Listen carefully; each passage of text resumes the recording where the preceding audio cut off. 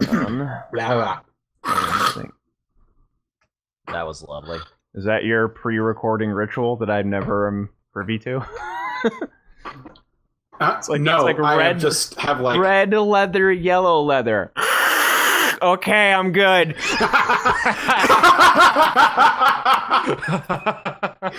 everybody! No, I just, Fuck you, man! That's you son of a bitch! Welcome to this special little episode of the podcast and stuff. This is going to be a little RWBY episode, since BG and DA utterly detest RWBY. Ralph and I still want to talk about it, and we don't get episodes reliably on our own, so we're just going to do these little supplementary ones. Yay! And with us, we have mentioned him a bunch on the stream because he is the only person that is ever in the chat of VersusOmnibus, Mr. Drew. How you doing, sir? How's it going? So Drew is has been my RTX compatriot for the last 3 years. 3 years, yes. And big RWBY fan, as well as both of us, for Elf and I. And we wanted to bring him on to talk about RWBY Volume 5 premiered over the weekend and in theaters on the Thursday before. We were going to talk about the premiere, maybe just some thoughts on also the previous volume, and as well as what we saw with the current episode, and anything else that we can think of off the top of our heads. So I'm gonna preface that now with, so these two fuckfaces went to see it on when it was on the big screen in theaters. Mm-hmm. Yeah, so fuck you both. And apparently Mike now has watched it because he's a first member. Fuck you. I have yet to see it. I don't think it's live yet for just members. I think that's tomorrow. On the Rooster Teeth website. No, it's tomorrow. They changed their schedule. Oh, so lovely. it comes out on the Sunday for first members. That's their premium sponsorship thing for those people that don't know. Stupid fucking blurg. Then 18th, sponsorship was so much better. Well, they can't do that then anymore. They got official sponsors now. 3 days later, it comes out on the Rooster Teeth site for regular members. And then the following Sunday, it comes out on YouTube. And then the new episode comes out, and the cycle repeats. So, yeah. Ugh. War never So changed. I haven't seen the new episode yet, but I obviously, if you listen to the podcast, I'm not one for caring about spoilers. I enjoy the show regardless of what I know or what I don't know. That goes for everything, movies, anime, whatever, because I spend most of my time pretty much thinking about what could happen in the future, so yep, I'm never really totally shocked. So let's talk about the actual movie thing first, the theater experience. All right. So they had an early screening type thing for through Fathom Events that when you looked at the runtime, it was like an hour and a half, 2 hours. I forget how long it was. People freaked the fuck out about that shit, man. So originally, I thought it was going to be more of the season. The whole volume, people were thinking. It's going to be longer than that, just because they released the volume's going to be 14 episodes instead of 12. And 4 was like 3 hours long, I believe. Oh. And so I was just like, huh, that's weird. And I was like looking at it, and like I saw behind the scenes things, and I wasn't like, I didn't read whatever I was supposed to read. I don't know. And then I looked at it a little later, and I was like, oh, it's just the one episode, and then just a bunch of other crap. But I was wondering, like, how the hell are they going to fill that much time behind the scenes? That seems odd. A lot of jerking. What they did was... they decided to show the final 3 episodes of last volume, which I was not happy about. Nobody was happy about. Oh, no, people were happy in my theater. Oh, the normal fans, yes, were happy. But Normal? subjectively normal. Oh, just the tone of your voice when you said that. So dejected. There are very few times in my life that I've heard a verbal slap to the face. Oh, really? That was one of them. Yeah, so they showed one of the episodes from last season, and then they had like, I wouldn't even call it behind the scenes. I would call it commentary about the episode and like their writing choices and what have you here and there, just like character motivations, whatever, like stuff that you watch the episode, you get. So that was just like, and if you watch further back in the volume, you would probably go, wait a minute. That doesn't make sense with Blake's arc. Never mind. Overall, it just... That happened a lot in season 4. That was a downer for the viewing experience. I will say, to the credit of the animation team, it held up on a big screen. I will give them that. Sometimes when you put that shit bigger, really nice. It shows things, but I didn't see many flaws, really. I know a guy that could probably point to you a lot of things wrong. I've seen those comments you comment on. Just also, I guess we didn't preface this really. Versus is actually pretty active on the RWBY fan boards on Facebook, and the reason I thought of bringing him in to do this was because he really has had a lot to say about the series. So if this does actually get shared, which I have a feeling you were going to share it there anyway, Versus. Folks, you now know the man who spreads absolute hate. His name is Drew. He lives in Florida. Wow. The hurricane couldn't stop him. Ruby sent the hurricane to stop the hate. Yeah. Confirmed. Yep. So they tried to get with Juan, but they failed. Yep.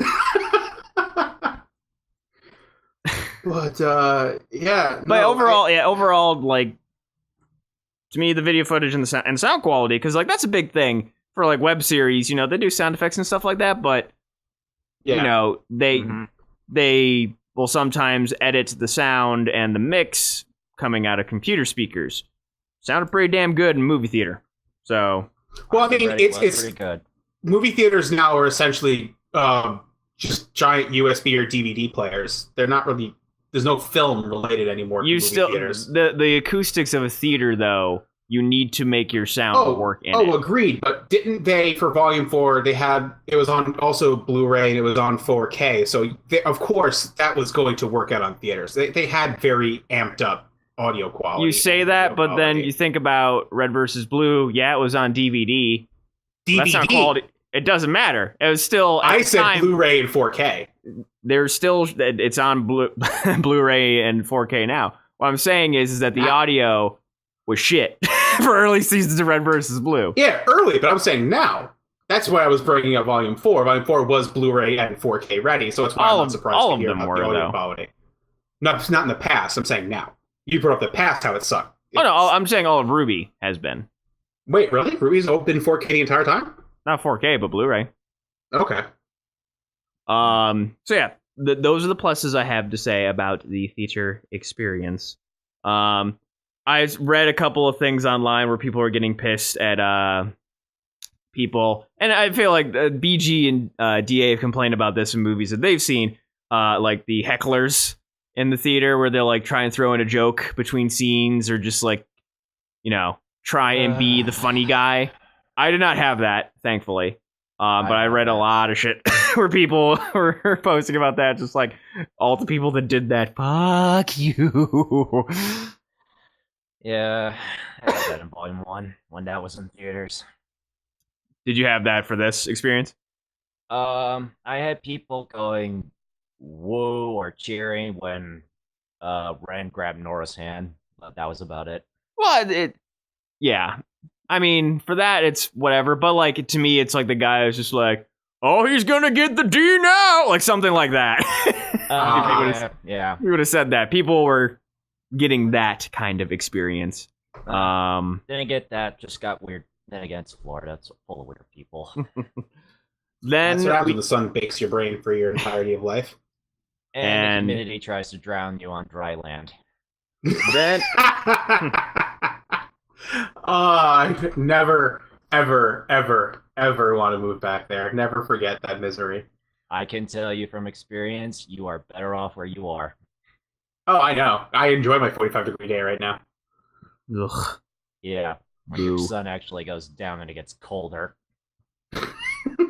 I can do without the cold. Then after the episodes, they showed the white and black trailer that they have released online. Trailer? You mean the Iliad trailer? Yes, the Iliad trailer. And then, so they showed those. So my hope was, they premiered the yellow trailer at Comic-Con this past weekend. Maybe it'll be in the... Nope. It was not. Wait, it wasn't? Nope. No, it wasn't. Wow. Figured that would have been a nice little extra treat. Nope. But no. That's Fuck you. insane. Yeah. Like, The only knew it thing that wasn't I could gonna think be of was there. maybe they had just gotten it done for Comic-Con and they had already sent basically the reel for the theater off previously, earlier. Possibly. Guess. Yeah, that would make sense, but still, wow. Yeah. Because I mean, the Yang trailer wasn't even anything anyway. Not really. Like it was an action short. It wasn't really a character or anything. It was just an action short. Well, Weiss's was too. Well, Weiss, we had better context of her backstory and her past. The yellow trailer, Yeah. we already knew she was close with Ruby, and all that amounted to was, she tried to teach her hand-to-hand combat, and look what that led to. Nowhere. Yeah, it really didn't give us anything or take anything anywhere. Like we didn't. It just gave us more of what we already knew about Yang, that she's really protective. That's really it. Now, unless I'll give it this, unless this is because. Again, I'm going to go into what I think. I don't know yet because I haven't seen the episode. Okay. But unless this is heading into, Yang heading, instead of being the protective sister and, always having Ruby's back, and she's instead going to hunt down Raven. So that's kind of like a betrayal of what she said, in which case that trailer now is given more for Yang because she's betraying that ideal that she apparently swore to. You're correct. Yeah, I figure. Yep. Okay, so then at that point, the trailer does make a little bit more sense. A little bit. So now, get into the actual episode. I saw a lot of people. The first line is Crow going, "The city of Mistral," and I saw a lot of jokes online with the mayor from Powerpuff Girls. Jesus. Like, the city of Townsville. So a lot of jokes about that. So I'm just gonna go through synopsis mode right now. Go for it. Interject when needed. Versus. So Great. get that. There shows Crow and the ranger just kind of like walking through this under portion of the city, having just Your like specific line was, whose idea was it to walk? Yes. And what did Volume 4 pretty much amounted to? Walking. And some running and a little flying. A little. Just a little. Over the mountain range where Mistral was right there. Excuse me. They open a door. They get, the beautiful backdrops, 2D backdrops that we've gotten. Now, here's a slight... I can see this going both ways, but in my opinion, it still was a little bit of a downer. They showed a bunch of different shots of Mistral and the town. It was all 2D drawings, kind of like slowly animated. Yeah. Now, Did you catch that one little neat Easter egg that everybody thinks is probably a good thing when it's not? No, What? I didn't. There was a gay couple in one of the pictures. Oh. That's just Rooster Teeth being Rooster You're Teeth. LGBT people. Yeah, just they're friendly in that regard. Well, you're friendly, but they keep promising an actual character for how many years? They might have already been there. We don't know. Maybe I Neptune's remember, I remember Miles saying, like before season 3 dropped in an interview, like, will there be a main character this season? He's like, oh, don't worry, we have a character written like that. You've already met them, but that whole thing will come out soon. Never gave an ETA, but he just said the word soon. I'm guessing And there it's was a Neptune. Q&A for the New York Comic Con where somebody asked that question again, if there's going to be an LGBT character, and Miles said yes. I'm thinking it's Neptune. I'm thinking he just overly flaunts the ladies' man thing. Personal guess. I'm knows? I mean, hoping it's I Oscar. could. You think it's Oscar? I don't think it's Oscar. I Oh, hope it's oh. Oscar. Okay. Interesting. If there's a time skip, I would like to see that. That would be an interesting thing to come through. But the Neptune thing would make sense. Yeah. If nothing else, just to shut all the shippers up, where they're like, "Oh, Bumblebee! It's gonna be Bumblebee! No, it's gonna be White Rose!" And I'm just like, "Nope." The gay It'll be wants neither. some guy. It'll be neither. Like the only like main girl like relationship theory I've ever read and kind of agreed with, kind of like said like, you know what, that actually makes sense, is during like a flame war on the Facebook between Bumblebee and White Rose shippers. There was a lone comment among the sea of stupidity that said, guys, if you haven't noticed yet, Ruby's been kind of ambivalent about her, orientation. She might just be asexual. That is true. That might be where they go with Ruby, because she's expressed interest in neither. And then in a comment right below, in that guy's thread, a funny version of that was, wrong. She's gun sexual. If it doesn't have a gun, she's not attracted to it. There you go. There you go. She loves the and katanas as far as Oh god. Now that's a katana. I have not watched one solid episode of Chibi. Just the moments. Yes, the 2D thing. I wanted to comment on that. Go ahead. Yes. I had qualms with it. It kind of took me aback a little bit. However, I can see the exact same complaint if they had done 3D models and it was just cookie cutter models all over the place. I could see the reverse complaint of that. Well, of course. They've already had stuff like that with the Blake trailer. Yes. People have broken that trailer down and noticed things like characters are just staring off into space or barely even moving. Oh yeah, like just about anything RWBY that like Monty did that as well. Frickin' Red trailer. Yeah. You look at some of the Beowulfs in the background; they're not moving. Probably should. You got to pick and choose your battles. I think when you're trying to deal with release dates, it's like, okay, these people in the foreground, yeah, they move. Those people in the background, eh. Well, yeah, and I can see that too. The artwork and everything else kind of being a shortcut because they know they can't do like full-on crowds. They tried it again with in the Blake trailer after Volume 4. It got a little bit better, but there was still like a lot of space as opposed to this dense like Hong Kong like area like they keep saying Menagerie is. So they probably know they can't just do crowds because of rendering issues and all that. So they probably just did and I'm curious as to how big their mocap room is now. I don't think I've seen it in the new studio. I have heard from the commentary from the technical crew, the animation crew on the Volume 4 Blu-ray.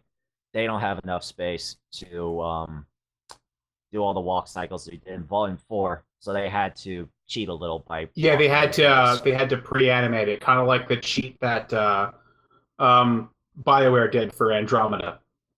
Yeah, and it was the same vein. Yeah, there's little things where I've noticed, especially like in Volume 4, where like runs are kind of slow looking, and it's just because they only have like 8 to 10 feet to run. Yeah, why didn't they get a treadmill? Yeah, and just a bunch. I bet that still can get in the way of. No, not if you use a harness. Actually, a harness with just dual wires to hold the person up. It might get in the way of. You see a lot of kung fu movies do that.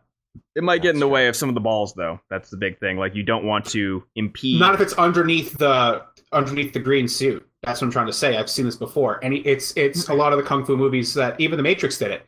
The run animations are done with a guy on a treadmill with the balls on him, but the wires are very, very thin. But they're I think they're like a Kevlar something mix, Kevlar and a metal mix, so it holds up and it can hold the weight of any person doing the run motion. So there's ways they could have done it. They just might not have the budget. Not even budget. That couldn't. There's no way that could be expensive. It's just you need a treadmill and that wire. Well, you need a building that supports that crap and wire that. Probably 3 things you need: a building and foundation that supports that kind of stuff. I mean, you could do that in the room. Wire. You just have to have it attached to the ceiling or whatever. The ceiling might not be able to support that kind of crap. I don't know. Yeah, I'm saying, film studios True. are built specifically for this kind of crap. You're not wrong. And you Okay. you could capture somebody running and just animate it by hand. That takes time, though, which Well. is a commodity for a show like this. But the buildings support it. Wire, I don't think it's just any kind of wire. They need actual film grade wire for stunts, and they need a crew that knows how to do that stuff. So either they have to hire people or they have to do training. Either way, that is They either time or hire money. people like that for fucking Laser Team, though. Again, that was a film shoot, and they were filming in some studios. It was a crowd-funded movie, though, pretty much, wasn't it? Yes, Yes, it but was. they also filmed in studios. And outside. You know what I'm saying? That means they have access and they know these people. But you hire a studio, or you rent out a studio for like I'm a not talking particular the studio. certain I'm amount just, of. I'm just talking. saying They would have people they could talk to about this They can and give them an outsource it. understanding of it. Yeah, I'm not saying so. They might not have the same money to throw at this, but they would know people. Like you said, you brought up the crew. They would know how to find people who in that price range. That they would have. I'm just access to thinking that. there are more barriers to that kind of thing than we're. Oh, thinking. I'm sure there are, but I'm just trying to say it's definitely there, and we've not heard it brought up that they have even tried it, Yeah, which is again a slight issue. yeah. And this But is anyways, all hypotheticals at this yeah. point. Yeah, it's all again. Obviously, it's all hypothetical. continuing on. Nobody here works as a RT anything. So Yeah. Within the going back to the episode, go through all that. Then they make their way to, or no. Next up is, No, they went to Haven. was that right after? Yes. Okay. I don't So- see them going through the crowd because, again, I don't think they can do crowds. Yeah. So they go into Haven and talk. They meet Professor Lionheart, just bumbly dude, voiced by the guy who is filling in for Chris Ayers for Frieza in Dragon Ball Super for the dub. Oh, Just Didn't because know Chris Ayers had the vocal issues, had surgery and what have you, and is still recovering. yeah, oh okay. Um, I hope he can make and- it for Fighter Z. I don't think he is. He's got it's pretty bad what he's dealing with. So Yeah. he's probably out for a good long few years. potentially career ending. Yeah, it's probably if he's back, it's not for at least 5 years. Yeah. Well, there goes Frieza on my team. I mean, to be honest, I think they should have gone for fucking Little Karibo, but whatever. so The fact that they haven't utilized him for a professional Frieza voiceover is just wrong. And I would absolutely love to DLC of a Team 4-star dub. Yeah, they would. Toei can't stand Team Force, so they're not Yeah, going to do that. that But would let's not- focus on RWBY. There's a whole other Ruby, tangent on Ruby, that. Ruby. Whole other tangent on that. So Yeah. they have a discussion with Lionheart about basically like all the teachers are gone. Why'd you do that? The relic is undefended. Yada yada yada. Spring Maiden is with Raven. Crow shows Lionheart a map of the general area where he thinks their camp is and what have you. Lionheart discreetly God. copies files. That's And horse rough. goes to basically the whole spiel of I have to talk with the council and we will be able to move in about 2 weeks. Crow, no, we need to go now. Back and forth. They end up leaving, and Watts listening the whole time. Yep. Basically talks. Crow, as they're leaving, basically tells the four, go back to our room. I need a drink. Sounds Then like me after cue work. the button scene Yeah. from last volume with Oscar getting the cane and meeting Crow. Then, we missed Weiss. She had a small scene on the plane. Well, we know where that's gonna go, and I'll get to that in a minute. Okay. Weiss on plane, talking with the guy who's flying her. They're basically almost on a beeline for Haven. They get a call. Plane was going down. Have a whole discussion of Weiss is asking if we should go help them. And he's like, this ship is I not ain't going equipped. near that. This ship is not equipped to deal with this crap. If we heard it, other people heard it. I just want to go home. I just want to finish my job and go home. Sounds like me after work. Yeah. It's all of us. Yeah. Then we had a menagerie scene. Funny little thing with Papa Belladonna and son like doing like a mime thing and like actually agreeing on something and then realizing, oh wait, we agreed on something. Papa Belladonna is mad. Son's just I like, really hey, don't cool. like you. Blake is oddly an optimist about the situation. Basically, they went to confront the two White Fang members about Adam and what have you. Yeah. And said they were going to go public with the news about the scroll that they had stolen the next day. And Blake goes up on the balcony for some alone time. Ilya shows up. Basically, he was like, it's not going to work. You should leave. Blake, I'm not going to. You're going to have to make me. I know. Leaves. Just small little scene. Then we get Yang.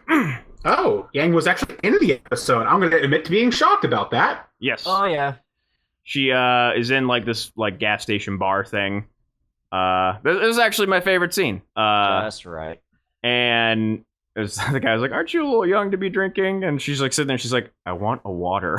It's just like, I just drove for fucking ever.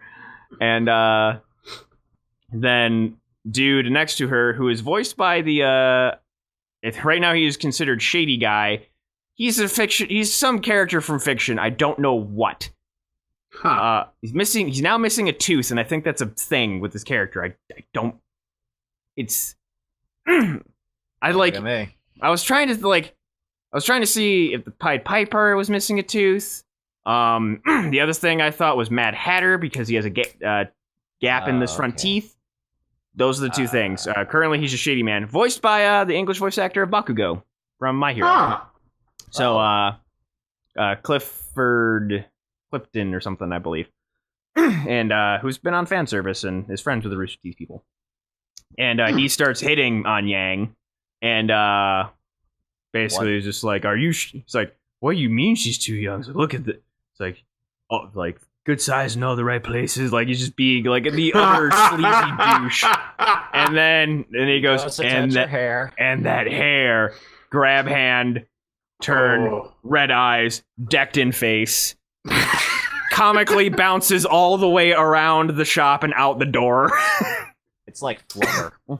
And he made the biggest mistake to ever make with Yang. And then the thing that I'm very happy about, and people were complaining about from last volume, like the guy gives her the water, and she goes to reach for it, and her hand is shaking. So she's not over her shit. Good. Wow! Perfect. So okay. So she's like, her hand shaking. She grabs it with her robot hand, like takes a deep breath, and then just another thing where the guy's just like, "So, what brings you to this part of town?" The bottle had like an actual like metal cap. She just flicks it off with her robot thumb. Oh. Yep. And then just like starts drinking. Guy like talks to her. She just holds her hand up, chugs the entire water. Says she's looking for someone.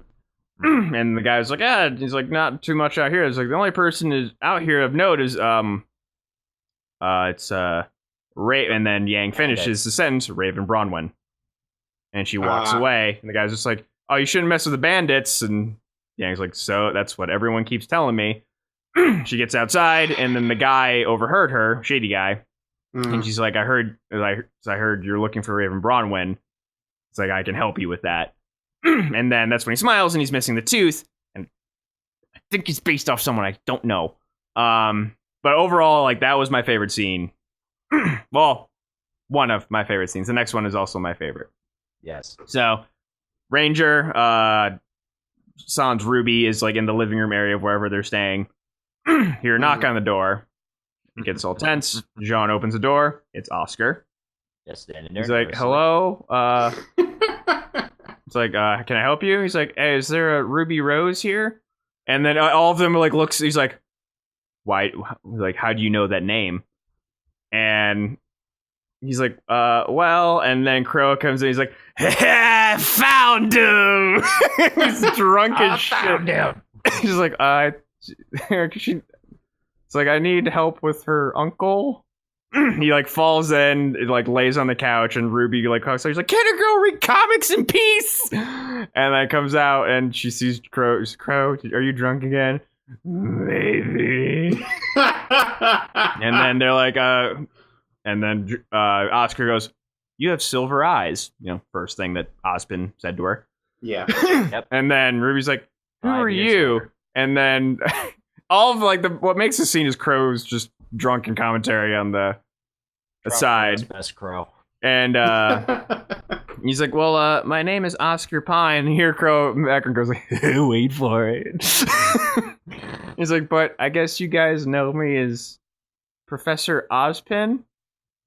Crow's just like, I did it! And he falls off the couch and just passes out. Oh, And that ends the episode. People were. I've been seeing people saying that Vic Mignogna knocked it out of the park with this episode. So Yeah. Oh, he totally did. okay, So, that's good to hear. Yep, we got 3 major, like, I guess, anime voice actors in this episode. The dude who's voicing now Frieza, Vic, and Bakugo. Yeah. With definitely more on the... Oh, and Ilya. I forgot. She's She's the voice of Jeremy Makoto Lay, in I Persona think. 5. Yeah, Jeremy, I believe. Who in Persona 5? Makoto. Oh, okay. Oh, okay. Yeah, oh, and that's girl. fucking the Belladonnas are voice actors too. So that's 6. Sarah Black voice is Kali, and she's the wife of Yuri Lowenthal, who Yes. voices Mercury. So yeah. As So far we as- got nothing of Cinder, Salem, Mercury, or No, no. What's the girl's We name got- again? Neo. No, the other one. Emerald? Salem. Emerald. So, and then the intro for the series.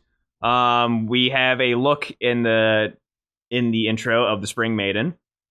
She's got tattoos, short, very short haircut. Is she a And- Faunus? I can't quite remember. I couldn't tell. At least would be I wasn't looking for that in particular, I guess. But basically, Raven, a big part of the season. It seems like just from the trailer or the intro material, Yang is looking for Raven. With the Yep. episode and what was in the intro, she's looking for Raven. She's not looking for Ruby, which No, I like. Even though I'm- she went to Mistral, but I'm happy. I wanted that because that would Why? be the most growth for a character. Weiss Black just, Arrow. I mean, Weiss didn't really get a whole lot this episode. Probably get more in the next coming episode. she will. Yeah, that's almost a certainty. Blake as well. Basically, the main focuses were Ruby Ranger and Yang. I love exposition, getting that out of the work. Yeah, meeting Lionheart. Episodes episode 1 and 2 usually always are. Well, No, well, I mean, to think about it, the first episode of last season was action, Oh, it was, wasn't it? fighting the Spectre The Grim, Spectre. Yeah. oh yeah, that and whole John thing. getting the armor. That was the big portion of that. that armor. And yeah, so this was more or less exposition, just kind of checking up on the girls and seeing that, Where they are after where they Volume are 4. and seeing if maybe their strides weren't as far from last season, which I'm happy is true. Okay. So let's go like this. Because after what you've explained to me, again, it's not shocking. I did not expect them to come out with Oscar being Ozpin in episode 1. So that's interesting to me. I'm curious to see how this is going to go. But for the episode, I want to say like this. Mike, what was your thoughts on the whole thing? And then I want to ask Drew. Excuse me. Mike, your overall thoughts, feelings. Overall, I mean, it was okay. It was a beginning episode for sure. It had, like I said, I was very happy that Yang is not all right. I think it would have been very cheap if she just got better that quickly and had no negative repercussions. And I mean, Adam seems like he's going to be a big part of this season, so she's going to be facing some of that coming up in this season. Yay. Ranger was, typical Ranger, had a few just dumb jokes here and there for whatever things. Overall, it was them meeting Lionheart and meeting Oscar, which were their big moments. Weiss and Blake didn't really have a whole lot. Okay. Blake a little more so than Weiss, but... So the way the episode happened, like your thoughts on it, essentially, like how it's going to go, where you think it will, how the season will develop based on what you saw here. That's what I'm looking for. I'm looking forward to all stories except Blake's. Same. Really? At least from what the intro showed, they don't... I mean, maybe like later things, but like the intro big scene with Blake and Sun is they're in some like water town that is definitely not Haven. Really? So yeah, I don't know. I'm assuming if Adam is going to be in play and what have you, she'll eventually end up in Haven, but it seems like there's going to be a very big pit stop on the way, and I don't know. I would like for at least some of the girls to get back together in this season earlier. So we'll see. Okay. All right, Drew. Good start. How is there a time limit on this or a word count that I should be aware of? Not just bring out your feelings as succinct as possible. Okay. We'll throw out the One Punch Man restriction if it gets too long. Your synopsis in 200 words or less, or 2 sentences or less. Yeah. All right. Overall, Volume 5, it's fine. Good start.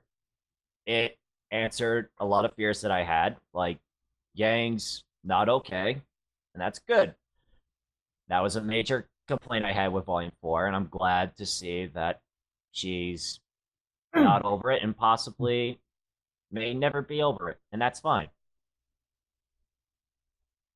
However, there was quite literally a part in this episode where the night on the screen I was like, oh, that's actually a nice episode. I have hopes now.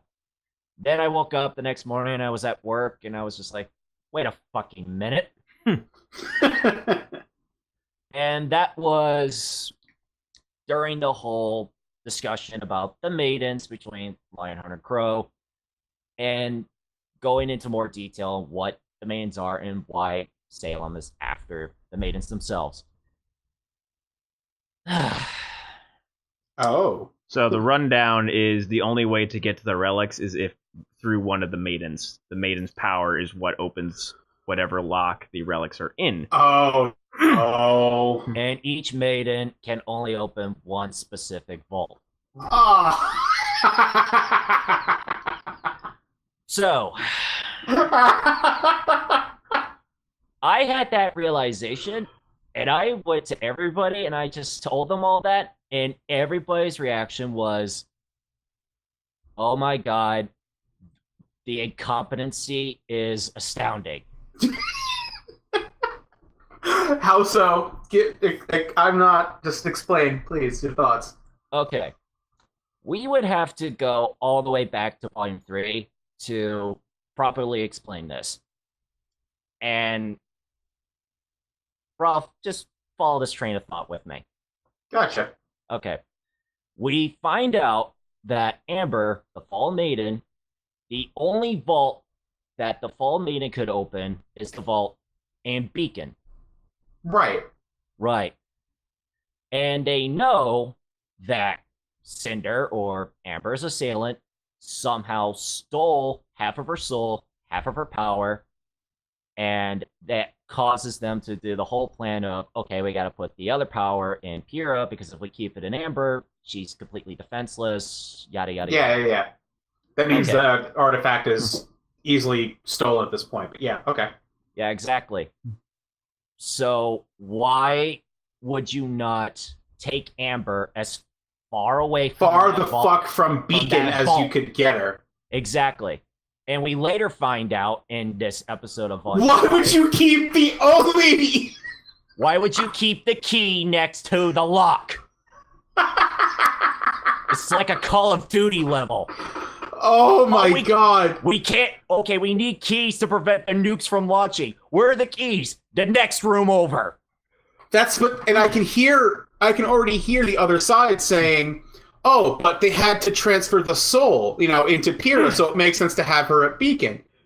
No, They could clone her. I wouldn't argue that, in all honesty. But I'm saying I could hear people saying that. The argument I would they have would is that definitely- Trust me, they would definitely argue that. the They argument would that I argue would that. put against, like, the reason that she was a beacon, granted, it didn't do jack shit, but there are all the huntsmen and huntresses there. I can do one better. Okay. Okay. So in the World of Remnant video about Atlas, one of the main reasons why people live in the fucking Arctic up there is because it's so cold, it freezes Grimm solid. Oh, true. Yes, and they needed the Atlesian tech that Ironwood had to keep Amber alive so she didn't just pass away and the powers just went straight That's to why they brought Ironwood in to begin with. Arguably, yes. So, if they just needed the Atlesian tech, why didn't they move Amber up into Atlas? Because, again, she's as far away from Beacon as possible, and you have the home field advantage, where it's only the White Fang that will be fighting you. They won't have the Grimm as shock troopers. A terrorist cell, a single terrorist cell, not the whole terrorist group, just a cell, Adam's group, not Khan, just Adam, up against the entire Atlesian military, where Atlas is, like they said with Beacon, a fortress. The only thing that I could think of, I would agree with that, is timeline-wise. How long had it been since Amber was attacked, and maybe that was a future plan? Obviously, that could be a retcon. Well, we can basically figure that out. Yeah, we can figure not even that. We can figure that out about how the characters have changed of Cinder, Emerald, and Mercury. Because she got the power right around when Blake left Adam. We know that from the episodes. Not long after that, Blake went to Beacon. So, a year. It had been at least a year or half year. Yeah. Which is And it could have been easily enough time to get her out of Beacon. Easily. And it could have been a thing just to getting the tech there, though, in order to. Yeah, but that's if it takes you that long to get the tech there, it would have been easier to simply transport her. She might have not survived the journey. But how did she survive the journey from wherever that was to Beacon? Where exactly is it? And then the wait for the tech. Either way, it's the same. It's the same situation. So we're forced to suspend belief that she not only survived being transferred by Crow on horseback from the countryside to Beacon, but yet she couldn't have lasted, the tech getting there and then the journey. No. I'm sorry. Getting to the tech. Yeah, that's what I mean. Getting to the tech and then maybe having that tech transported to Atlas. Like, that wouldn't have worked. I'm sorry.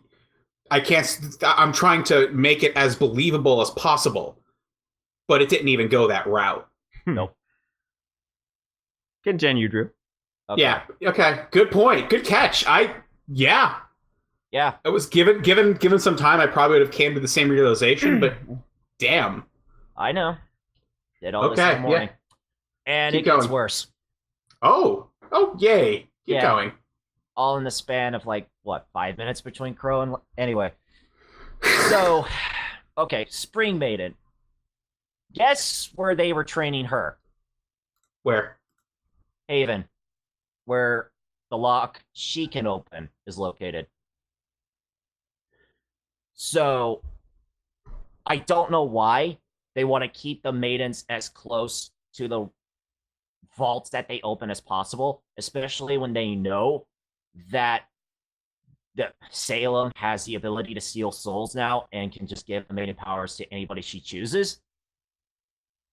So when Spring left, she voluntarily left. That's the thing. They didn't relocate her and lost her or anything like that. She openly left out to the countryside, and Raven picked her up, took her back to her bandit camp that nobody knows where is, except Crow, apparently, who just ratted her out.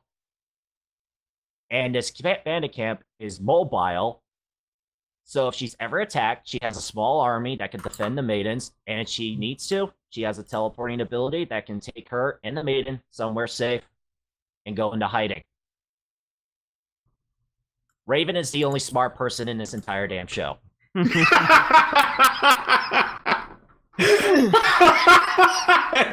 is the only smart one in this show.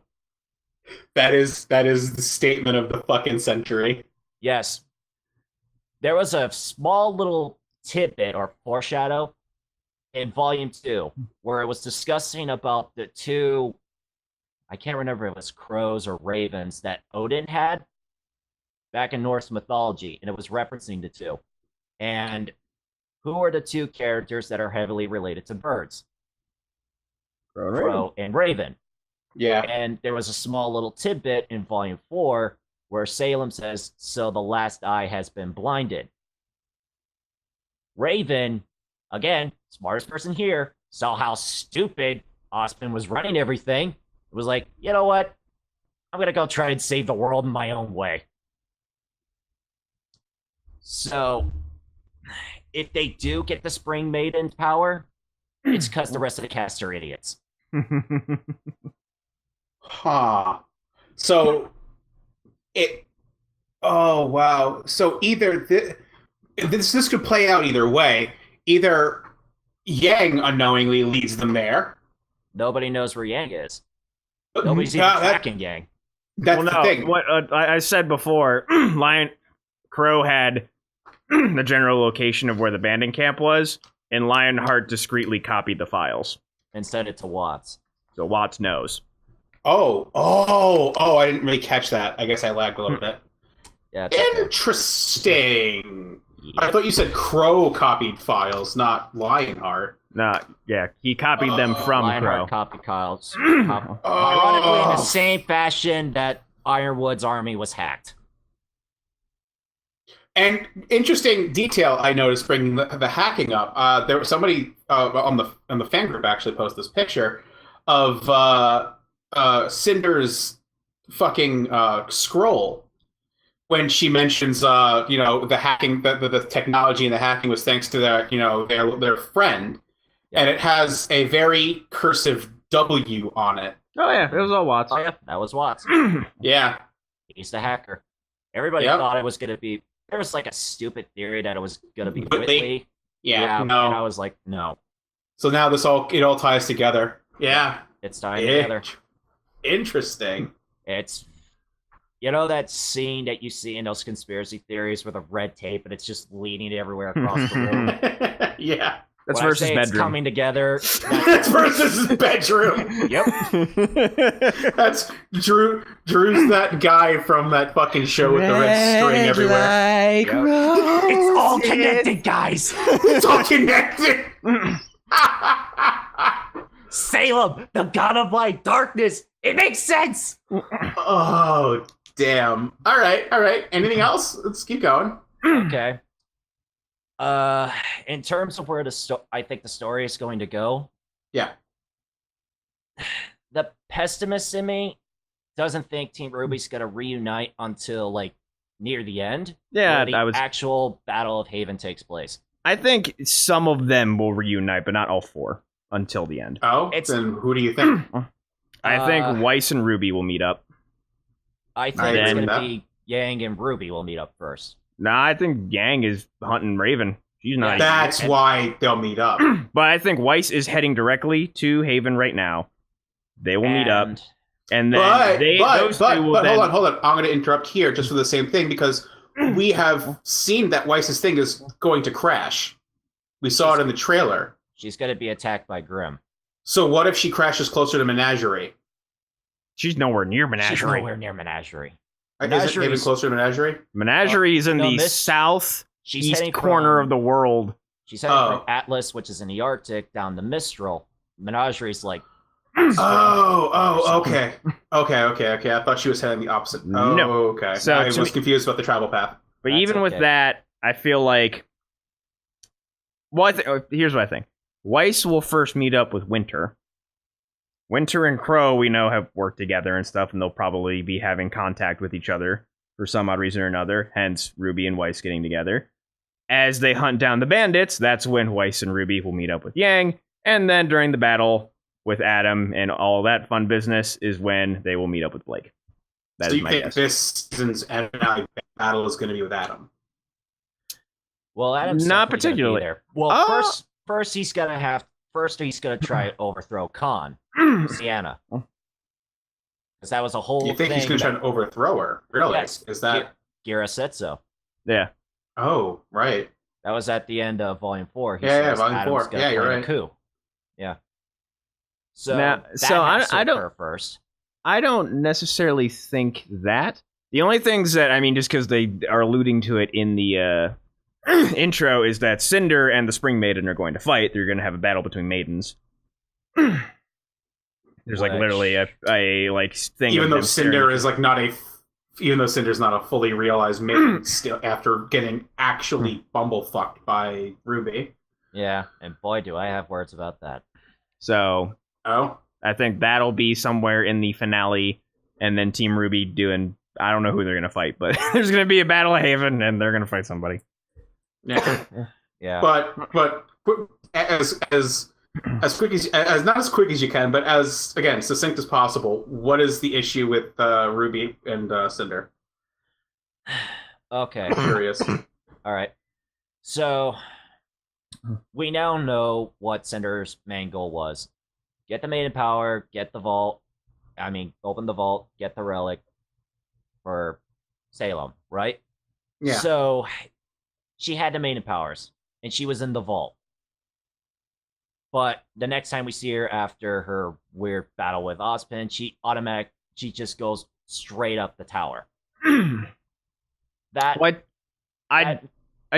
don't know exactly what the vault is.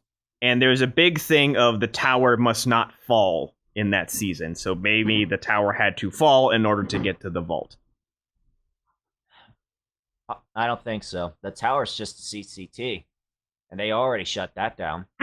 I think it has more to do with the tower than we think. And she was in the vault, and Cinder was probably prepped by Salem to look for it. Was that the vault, though? I don't know. We just know that was a place where they were healing Autumn. Amber, sorry. Paul Maiden. Yeah, that's all right. No, they specifically described it as a vault. And even then, let's just assume that, okay, yeah, she got the relic, and she went up the tower and was just gonna do something, whatever. So does that mean that the Silver Eyes can beat not only a maiden, but also the relic of the gods? I see what you're saying. Well, no, in Volume 4, they're still searching for the relic. Well, yeah, but that opens up a whole other can of worms, but let's not get into that. Well, I'm just saying that would eliminate they don't have the relic. Yeah. That's true. Yeah, they don't have the relic. So, but that still brings up a good point from you, Versus, is like, what is the Silver Eyes? We're in Volume 4. This happened, a full volume ago now. And we literally have zero idea what Silver Eyes is or does because we have not seen what RWBY did to Cinder. Other than fuck her up. Literally destroyed half of a woman who is apparently as close to a god mod as possible in RWBY. She's a demigod, and apparently RWBY's something else. Yeah. So it's like, what? That is, at the moment, my largest gripe about RWBY is that we have not even a hint of what RWBY did to Cinder, who, at the end of Season 3, we are made to believe, right before that, crucial moment happens, made to believe that she is now supposed to be this stupid, strong thing that Ozpin's been trying to not let loose for years. I wouldn't even say that Ozpin's been keeping her secret. I would say the reason why he let her into Beacon early is because of her silver eyes. Because when he first meets her, that's the first thing he notices, her silver eyes. So from what I got of the silver eye power, at least from the vague descriptions that we've gotten throughout the different things, is that it is specifically an anti-Grim force, which is why it hurt Cinder so much, because she used a Grim to get the power. I have a theory about that. Oh? You guys, Ralph might not remember, but you remember that beetle thing that Cinder used to drain Amber's soul? Yeah, it's a Grim. That's what I meant. It's a Grim. It's a Grim. I'm thinking that Grim is storing the actual maiden powers, like the maiden powers didn't pick Cinder. She's holding it in that Grim, it's yeah, I mean, that's like all the lessons that Salem was giving in Volume 4, where Cinder was struggling, and she's you like... have to make the thing fear you, as opposed to you fearing it. Yeah. So she's trying to take control of this siphon that now holds all the main powers, so destroy the siphon, the main powers go away. Exactly. And they transfer And that's why RWBY hurt her so much, because in this instance, she's kind of part Grim. Well, that and that or the Grim's frozen in her, and since that's the only thing holding the power's slowly ripping her apart. Oh, that would work too. Interesting. Either way, that would mean that then if it's not fully realized, the next time Cinder meets RWBY could very well fully, with her silver eye powers fully awakened, she could destroy that Grim completely and render. And then reset the maiden power. That's a large assumption there. Controlling her power. But yeah, that's the thing. I've always thought that the next time RWBY meets Cinder, RWBY has at least a modicum of control over the silver eyes. I don't think so. Because I don't control. Not full. I said a modicum of control. It's I don't even some think that form. I agree. Because I don't think they're going to have those two meet up again just for Cinder to obliterate RWBY. Because I think without silver eyes, RWBY gets annihilated. I guess the little hunch I have is they're going to meet up again this season, but Cinder's mission is going to be the Spring Maiden, not RWBY. Yes. If anything, it's just going to be like a tense stare down discussion, what have you. But Cinder. So do we see Cinder having her own PTSD moment with RWBY? Do we see Cinder go full Yang with like trembling hands? She seemed pretty over it when she was burning the. She's already pretty messed up. I mean, that's what I'm saying. Like she's trying to attack the RWBY clones, which that's a whole other thing with Emerald. How the fuck does Emerald know how RWBY's currently dressed when she hasn't been seen in a long time? I mean, the actual. Do you want the actual answer? Oh, is there an actual answer? They didn't rig previous RWBY's clothing yet. Yeah, that's true. You have to rig a model for that shit. I know, but then it's still like one of those things. How do you explain that in canon? That's the biggest problem with anything literary. You don't. Oh, you can't. Yeah, but that's the problem. But still. But anyway, so she's attacking the fucking clones, but she's having a difficulty about it. So what happens? Like it didn't seem like that at the end of the season. She very much enjoyed burning the shit. Into it. Yeah. I don't think she's having troubles. That was a clone. I know it's a far-fetched thing. I know it probably wouldn't actually be real, but I would laugh my ass off if she sees RWBY and just goes like, "Oh shit!" Oh yeah. Just oh shit. Oh yeah. Oops. The silver eyes. Fire. It's like shit. Fire.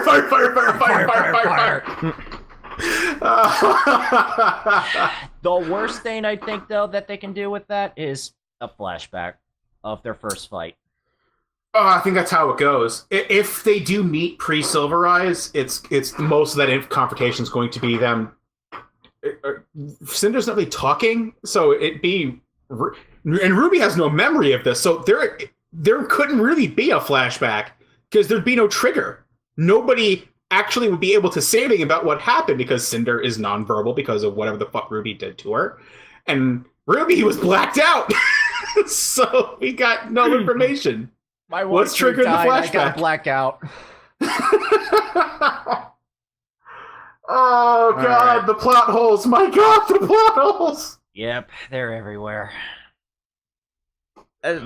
for me, excuse me. For me though, with a show like this, that doesn't bug me as much. That's fine. And it's like the same thing. Red versus Blue. You could pick apart Red versus Blue for all the continuity errors. Oh sure. So many. Like you destroyed the present. How do you do that? Like for example, Griff in volume or season 5 of Red versus Blue, he quips an insult at Tucker, saying, "Sorry, we don't have any more aliens that you can fuck."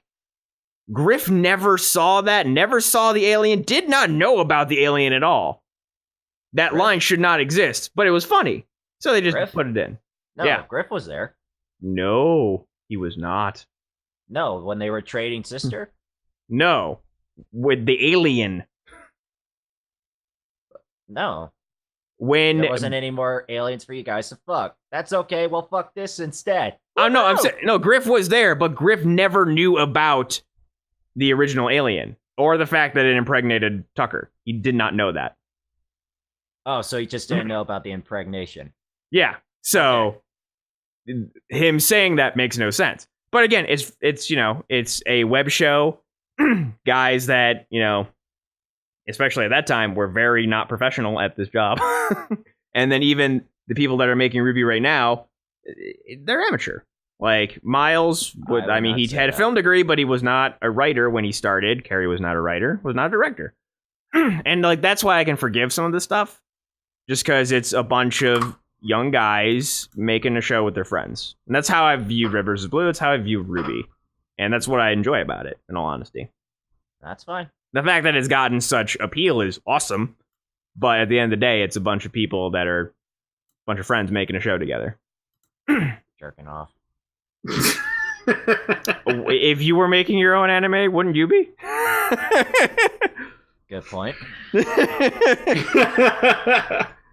You're making your own anime that Japan is fucking in love with and are dubbing in Japanese and other countries are falling in love with. Yes, I'd be stroking that long dick. Hey. Your show does not have international love until you've got your own version of the first German Naruto opening, okay? That's not how we go with this. Give it time. Exactly. Unless we have anything else to say, I think... Any other comments about Season 5 opener? From either of you? I am. It left me on a positive note. I am looking forward to what this season brings. It's a step in the right direction, but I still have no hope. No hope. Can you give a reason why You said he was pessimist. Yeah, I know, but still, there has to be a good reason why. Track record. So you think that they're going to trip and fall with, just the way they did in the past season? There's going to be plot holes, and there's going to be contradictions. There's going to be a lot of, let's call them liberties that they're going to take with the writing. And depending on whichever storyline Miles handles, that's going to be the worst. Ouch. Because he handled most of the Blake arc, and look how it turned out. Yeah. Oh, I didn't know that was all Miles. He said so himself. He was like, in the commentary, he was like, I wrote a lot of the Blake stuff. Wow. Yeah. And he's been on record to say he's got a lot of memory problems.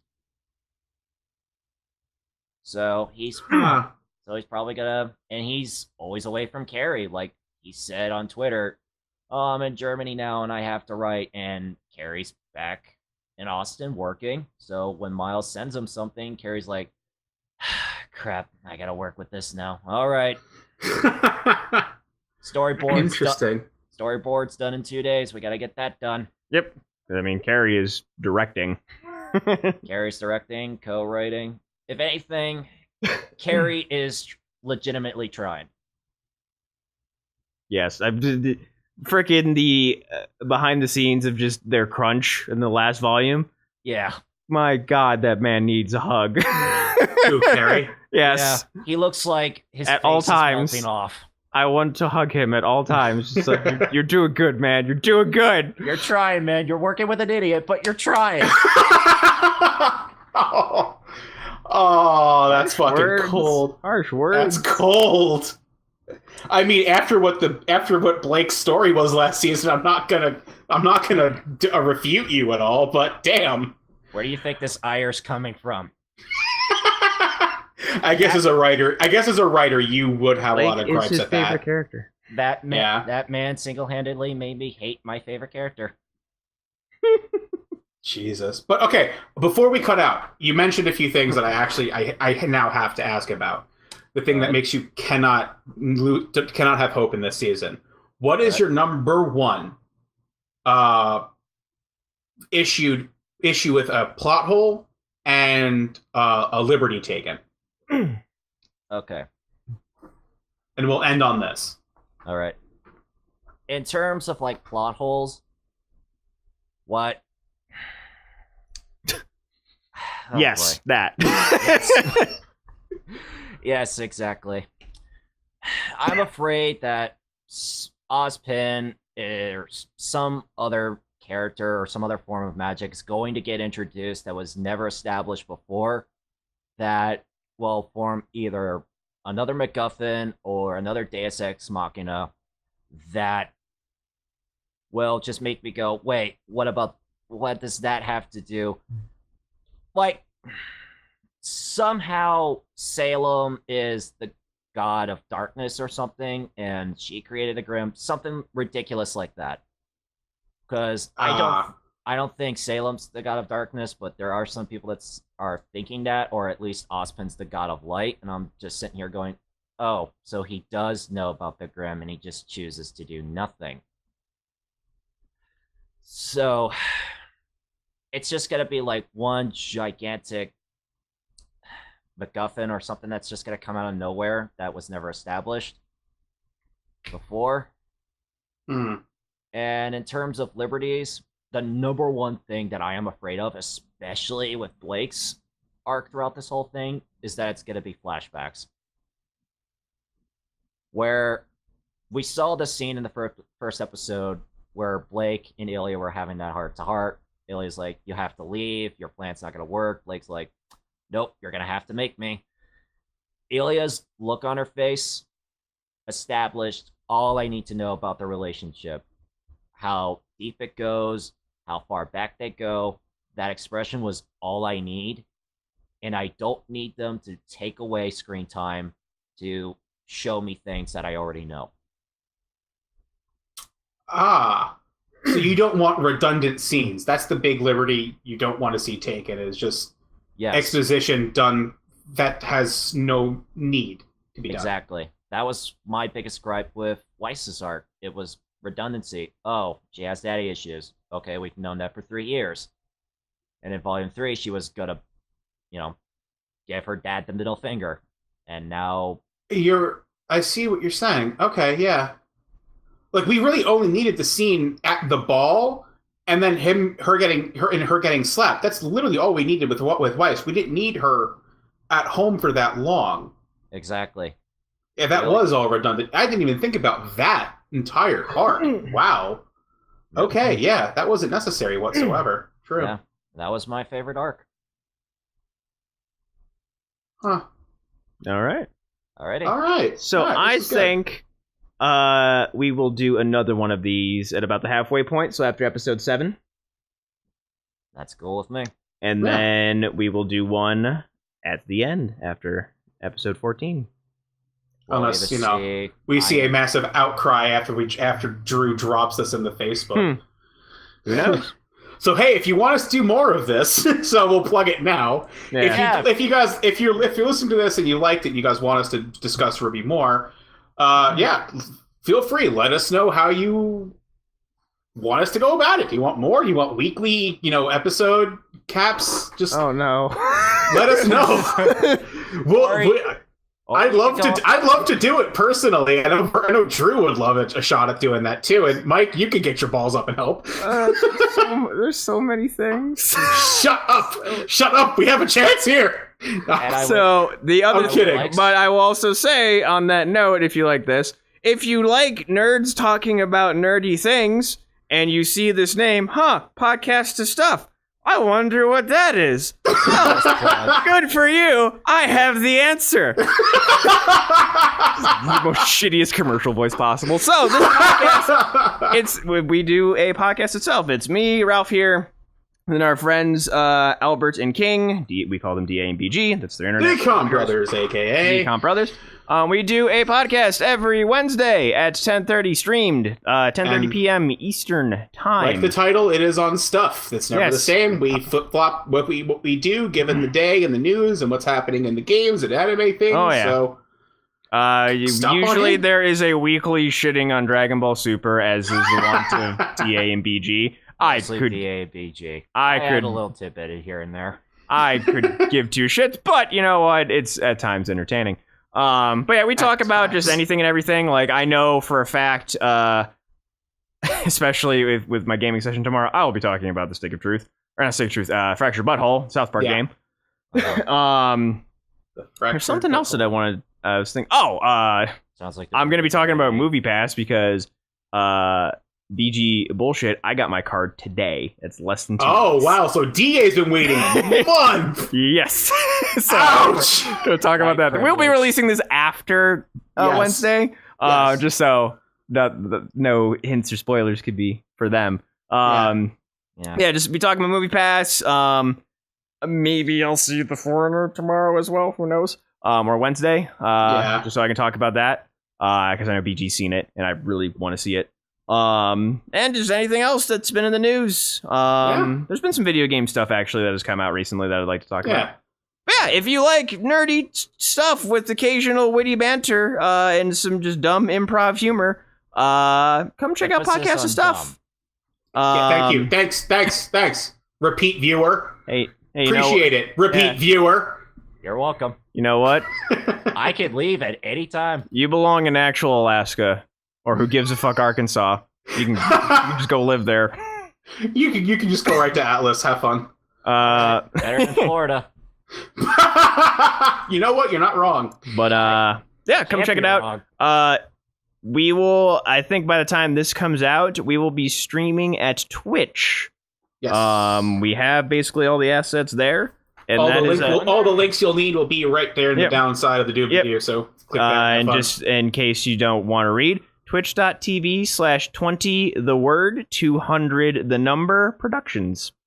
The word 200 productions. Yes. Oh yeah. By the way, my role is really bad jokes. Productions in hexadecimal. Are you sure? I thought it was binary. You know, we're working along here. This was making a challenge in order to find us. I wonder why we don't have viewers. How did I find you guys again? Nah. You tried. Rolf introduced me. You tried. Yeah, exactly. But come check us out. That'd be awesome. We also do gaming stuff. 2200 Gaming. Currently on YouTube. We'll probably be doing more Twitch stuff coming up here soon. Definitely more Twitch stuff. DBG's already said as much. So yes. Mm-hmm. Thank you, everybody, for tuning into this episode. We hope you enjoyed yourselves. We are looking forward to, well, some of us are looking forward to more RWBY. And we will see you next time. Later, guys. Later.